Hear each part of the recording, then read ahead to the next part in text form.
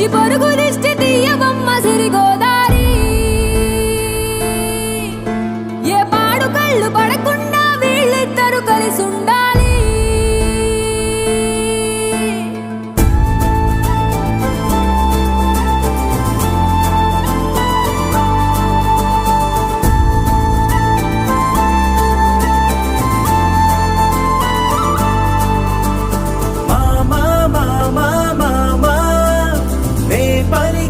తొలి పదమా నాకే దొరికిన వరమా